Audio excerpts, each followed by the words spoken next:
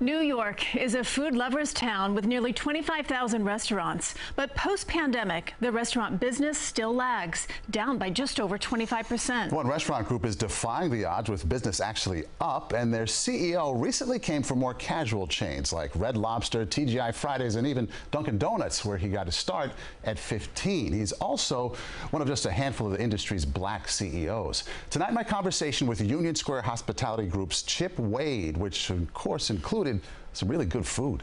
There you go.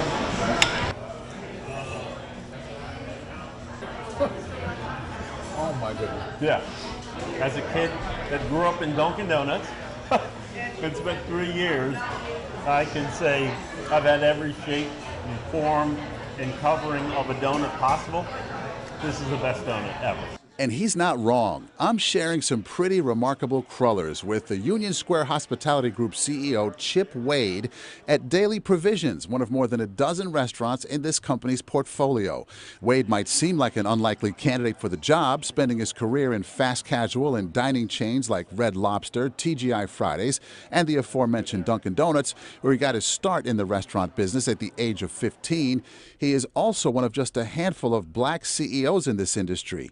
We met in the private dining room at Cisiamo on Manhattan's West Side. I want to start with a snapshot of restaurants in our city today. How are we doing? What drives the economic engine for New York City are Broadway and entertainment, sports is back, and then obviously business.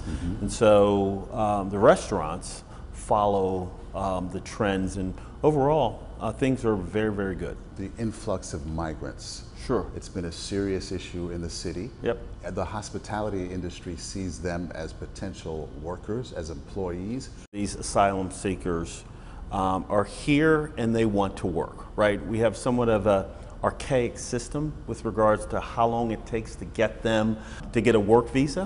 Which is how long, by the way? I believe it's 6 months. What's the need? You know, we probably could use 50 to 70 more employees.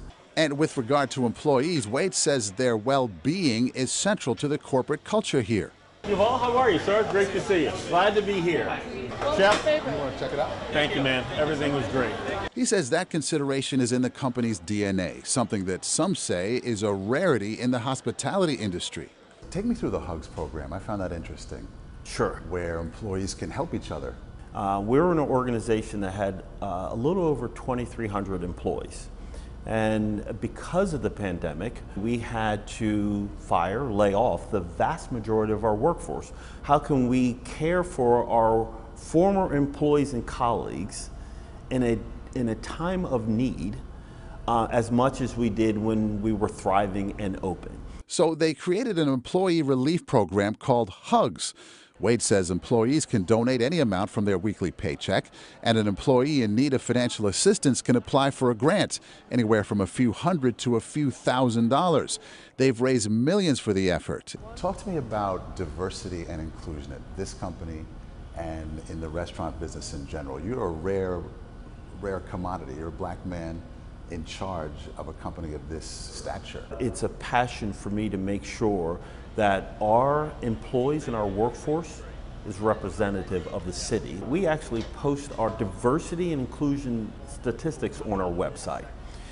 That is something that our employees wanted, and it's a way for us to hold ourselves accountable. Union Square Hospitality Group was founded by Danny Meyer in 1985, starting with the Union Square Cafe. Today, this restaurant group has garnered more than 24 James Beard Awards and even a few Michelin stars. They serve up a myriad of cuisines across broad price points. And walking through this vast dining room at the 2-year-old Cisiamo, you can't help but see a man totally in his element. This is, for me, I'm in my happy place, right? When I can see our guests, when I can hear the clatter of the plates, when I can hear this humming about, I couldn't be happier. Chef, how are you? Great to see you. Too. This is Hillary. Nice to meet you. She's our executive chef here. Okay. And the creator of all things culinary and magic and delicious. Thank you. Please come on in. Truly. Why is it wide? Why is it open? What's the thinking behind that? We wanted everyone to feel that they were coming into our homes again, and that you're part of the whole dining scene. And there is no better place to be than with the CEO and executive chef standing in the kitchen sampling some of their favorite dishes. It is the great uniter, right? And it has a way of touching our soul beyond just filling our bellies. Food and the way that we connect and watch people around food has a way of filling our hearts and our souls. Well, I'm feeling it right now. Yeah. I'm not going to waste this, Lyle. Good. My mother taught me to not, leave food on your plate. Never leave food on your plate, especially when it's that good. They're actually looking to expand as we speak, which is kind of an outlier in the current situation. Absolutely. In the economy.